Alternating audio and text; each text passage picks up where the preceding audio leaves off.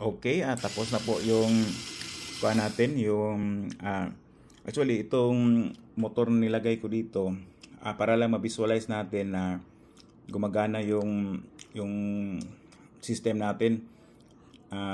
Pero pwede ito palitan ng pump. So ito yung connection niya. Tapos ito yung ultrasonic sensor na sabi ko.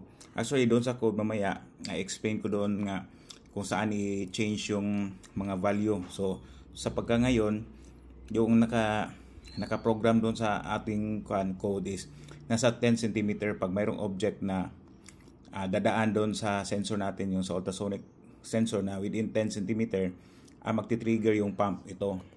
Para actually ginawa ko lang itong gulong para ma-visualize natin. So i-trigger mo DM yung sensor. So makikita natin pag inalis niya ganito.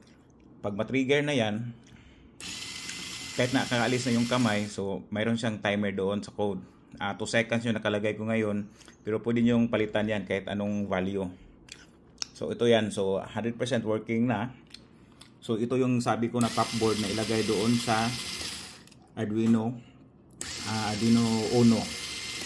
So yung sa inyo kasi hindi gumana dahil dapat itong block na ito yung gagamitin. Yung sa inyo kasi hindi yung IC yung ginagamit nyo. So ito nga palang ultrasonic sensor natin. Dito yan nakakonect. Ito. So mayroong dot yan. Ibig sabihin ng dot na yan is yung positive niya. So nakakonect yan dito sa DCC. Tapos sunod-sunod na yung connection niya. So dapat lang hindi magkabaliktaran yan kasi masisira yung ultrasonic sensor. Tapos ito naman yung sa code niya.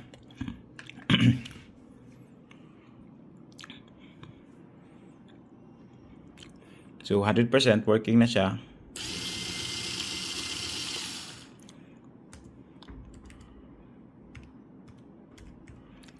So dito naman sa code,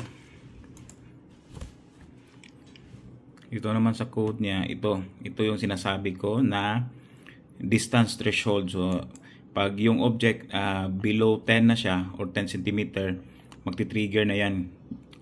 Tapos ito yung pump on time. So itong dalawang ito yung papalit-palitan nyo. Yung 2000 milliseconds or 2 seconds. Ito naman 10 cm yan. So ito lang dalawa yung papalit-palitan nyo para depende yun sa design ng hardware nyo. Okay, so kung mayroon kayong katanungan, mag-chat lang kayo doon sa Facebook ko. Salamat at magandang araw.